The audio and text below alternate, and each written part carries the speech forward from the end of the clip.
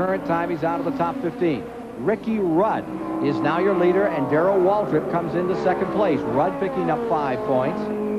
Ricky Rudd currently 5th in the overall standings. Has his own problems. Rusty Wallace back in 6th, Bobby Allison 7th. Tell you that one of the better point battles is Kyle Petty versus Bobby Hillen for 10th. We'll try to keep up to date on how those point battles come out before we leave you this afternoon here at Riverside, California.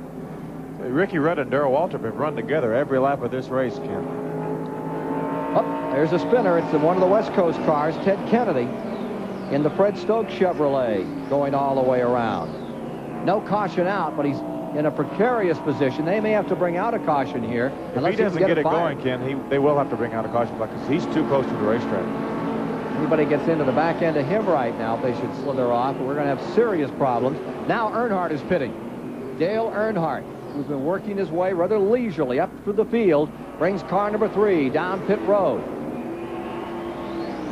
Dale Earnhardt, two-time Winston Cup champion, taking on right side rubber. This is a day that he really relishes. He hasn't got to worry about points. He can just go out and run. Another runner who's been doing very good work in this event is Benny Parsons, who started way back, what, 26th, 24th? 26th. None other than my big brother.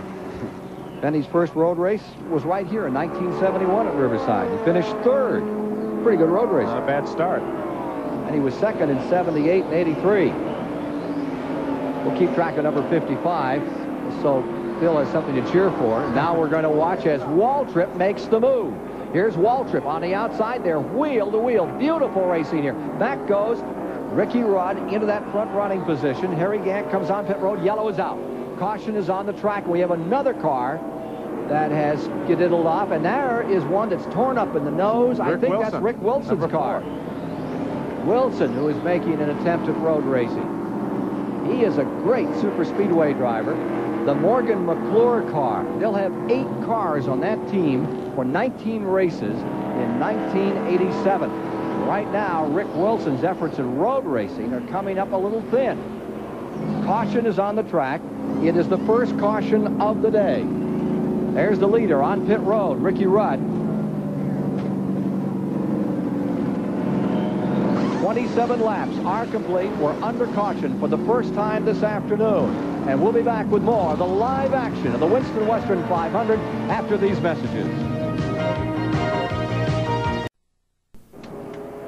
28 of 119 laps have been completed here at Riverside, California. There has been a spin and a crash, and one of the cars involved is the number 3 car. There you see Wilson's car, and the man he collected was Dale Earnhardt. Earnhardt's number 3 has just been on pit road. It's going down into turn number 1 at this moment, and it really took a cuffing right in the driver's door. Here is car number 3, Dale Earnhardt, the new champion, and he was in that skirmish.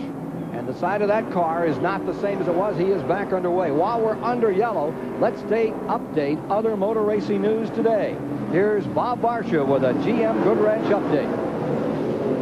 Well, thank you, Ken. Aside from our business here at Riverside Raceway, the top story of the weekend comes from across the country in St. Petersburg, Florida, where the Sports Car Club of America Pro Series are winding up their season in the St. Petersburg Grand Prix. Yesterday, Canadian Scott Goodyear won the Pro Formula Atlantic Championship, and with it, that series title. Today, that bitter Trans Am manufacturers battle between Ford and Chevy will take to the streets of St. Pete.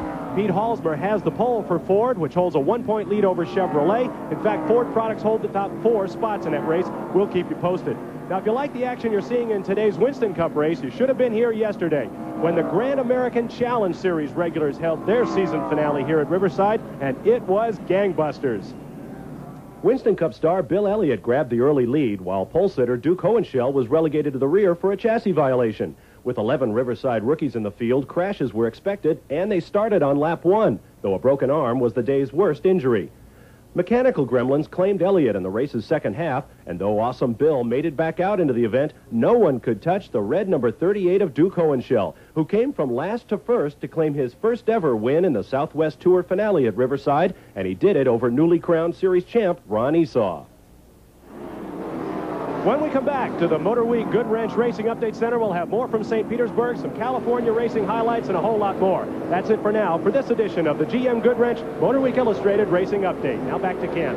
Well, here's Dale Earnhardt on pit road, and they're changing tires again and looking over car number 3. We are still under caution. That Duke Hohenschel victory yesterday, interesting for a couple of reasons. One of them, Phil, that was that Fisher 6-cylinder engine that we saw Morgan Shepherd win with at Rockingham, that Dale Earnhardt won with at Charlotte. And boy, that's the engine of the future. He came from last place to win yesterday. He's a good racer, but he also had a great car. Ken, I don't think that engine has lost a race yet. I believe it's the same engine Dale Earnhardt ran at Darlington and won the race. Dominated at Charlotte, almost lapped the field, and Morgan Shepherd won at Rockingham and Hohenschel yesterday. So I don't think it's lost a race. Earlier, you heard Chris Economaki talking in our coverage of this Western 500 about the fact that the fuel pressure might be an issue on those 2 leaders out of the Hendrick stable. It was a fuel pressure problem that eliminated Bill Elliott yesterday in car number 9. It's just a big mystery here in this track. Here's Alan Kulwicki running just in front of the pace car as they bring them by. And Darrell Waltrip continues to lead. We'll be back with more of our live coverage of the last race of 1986 in a moment.